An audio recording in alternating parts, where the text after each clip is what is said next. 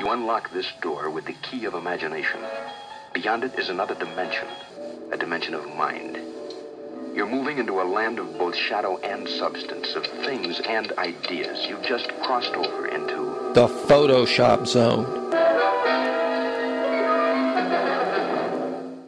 Submitted for your approval, a Mr. John Thornton, a homely man, a sad man, who believes that because of his weak chin, spotty complexion, and receding hairline, his greatest dream will never be realized.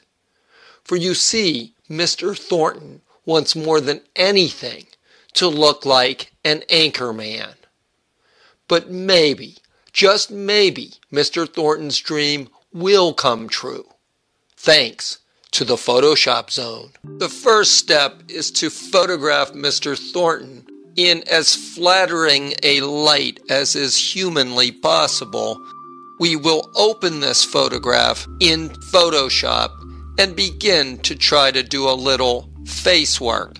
A close look at Mr. Thornton's wasted visage makes one almost want to throw up, and yet we must continue.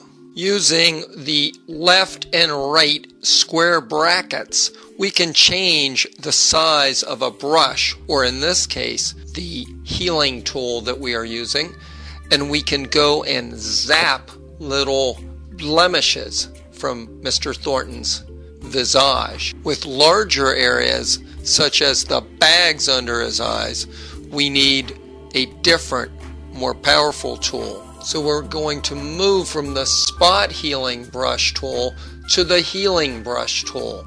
You hold the option down to sample from an area of skin that is less blemished. And then, releasing the option key, you can paint over an old blemishy area with this smoother area. Many noses, when examined up close, are pretty repulsive, and Mr. Thornton's nose is no exception. We will use various healing brush tools to get rid of the unsightly hairs growing on and about Mr. Thornton's nose. A lifetime of worry has left Mr. Thornton with forehead wrinkles, but we can get rid of those, as well as unsightly bags under his eyes and crow's feet. We will select and unlock the background layer, and then using the regular lasso tool, we will capture Mr. Thornton's very weak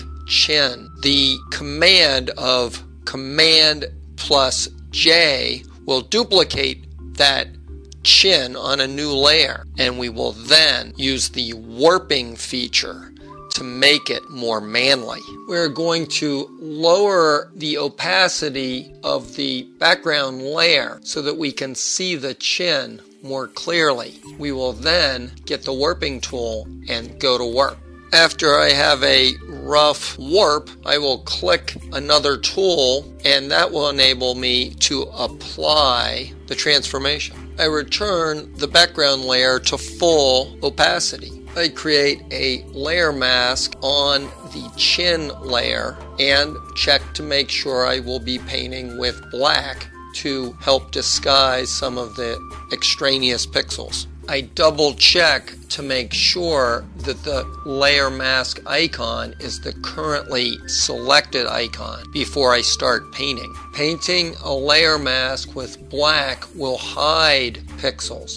If you paint it with white, it will reveal pixels. I can compare old and new chins by toggling on and off the chin layer. With the move tool, I can reposition the new chin. When I have it where I want, I double click on it, and that makes it take. His thin lips look like they could cause paper cuts. We have to do something about that. We will start by capturing his mouth on the background layer. We select the chin layer and then Command J to duplicate that mouth on a new layer above, and basically do what we just did before. We will warp it, make it a little bigger, reposition it and hide any unnecessary pixels. We will also get rid of that sore on his upper lip. Ugh. As every plastic surgeon knows, sometimes more